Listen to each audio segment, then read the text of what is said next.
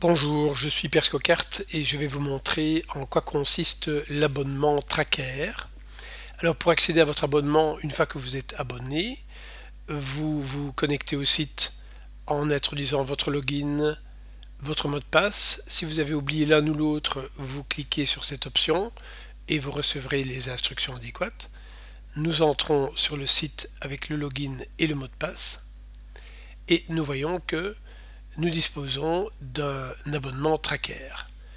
Alors, les trois sections auxquelles vous avez droit en tant qu'abonné Tracker sont mon portefeuille Tracker, la sélection Tracker SE, l'évaluation des trackers. Alors, peut-être nous allons commencer par l'évaluation des trackers. Si nous cliquons ici, nous voyons que nous avons une mise à jour de l'ensemble des trackers qui a été faite au 23 avril 2011. Et vous avez ici plus de 200 trackers que vous pouvez chercher par et trier par spécificité, par marché de référence, par également recommandation. Si vous êtes hors position, c'est-à-dire si vous n'avez pas encore le tracker, est-ce que vous pourriez acheter ou pas? Et si vous êtes déjà en position, si vous avez déjà le tracker, si vous devez le conserver ou le vendre ou éventuellement le surveiller. Alors vous pouvez trier donc tout cela selon les têtes de colonne qui sont ici, ou alors vous pouvez également les trier, rechercher une information particulière. Par exemple, si vous recherchez les trackers sur l'Afrique, vous tapez Afrique et vous avez l'ensemble des trackers Afrique qui s'indiquent. Lorsque vous voyez ce petit signe, ça veut dire que ce sont des trackers qui sont normalement suffisamment liquides et qui n'ont pas été considérés comme déconseillés depuis suffisamment longtemps que pour pouvoir encore figurer dans la liste des trackers utiles. Sinon, les trackers un petit peu moins en vogue, je vais dire, n'ont pas ce signe qui est ici. Mais il n'empêche que vous pouvez quand même trouver des trackers intéressants, mais là vous devez vérifier éventuellement surtout la liquidité de ces trackers.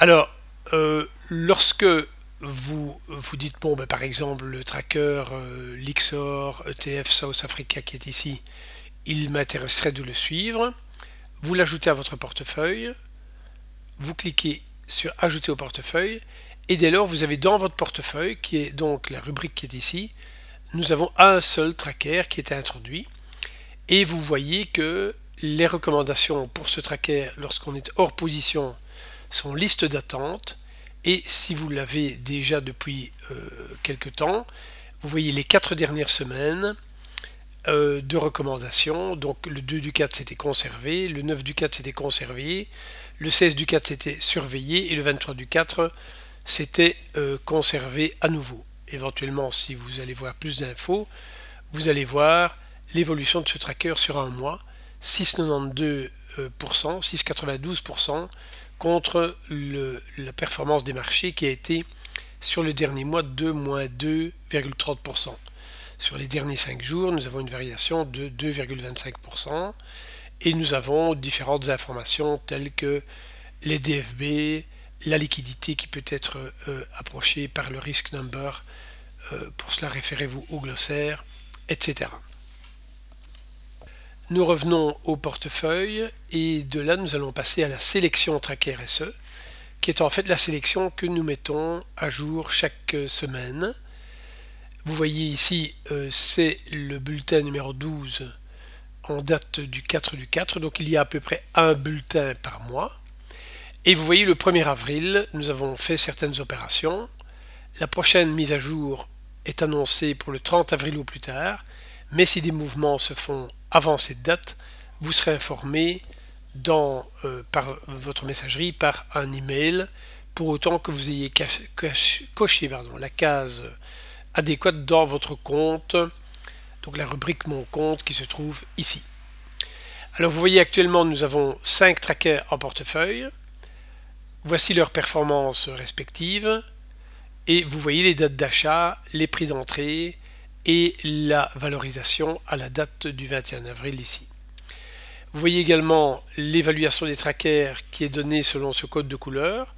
mais c'est le code de couleur que vous retrouvez, en fait c'est la recommandation que vous retrouvez dans la rubrique évaluation des trackers. Et ici, comme il s'agit d'un service vraiment manuel, donc dans lequel nous examinons spécifiquement chaque tracker chaque semaine en fonction de notre expérience, nous ne suivons pas toujours exactement les avis automatiques qui sont donnés dans l'évaluation des trackers.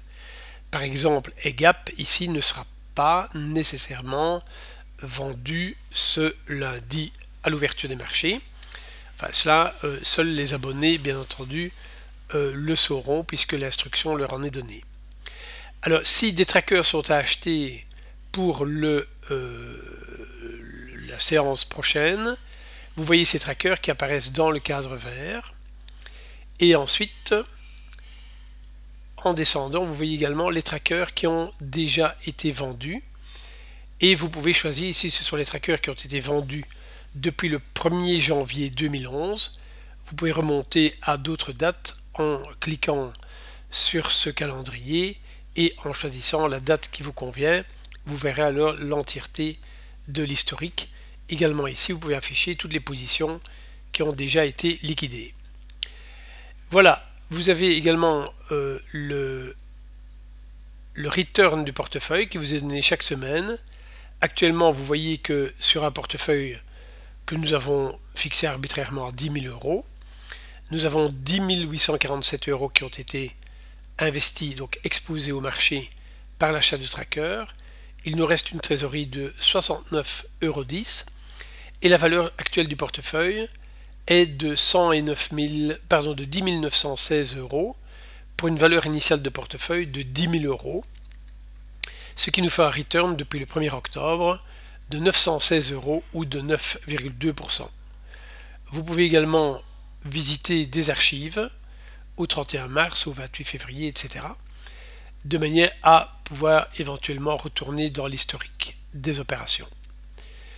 Voilà, chaque semaine, cette section est remise à jour et vous obtenez donc les informations qui vous sont utiles pour faire vos opérations. Par exemple, ici il n'y a aucune opération en suspens, mais nous vous décrivons les dernières opérations qui ont consisté à vendre nos 30 DAX à 69,53 € et à acheter 12 EEE à 180,44 €. Et bien entendu, si vous avez un portefeuille de 100 000 euros et pas de 10 000 euros, vous multipliez les positions, le nombre de valeurs à acheter par 10 ou par 100 si vous disposez par exemple d'1 million d'euros.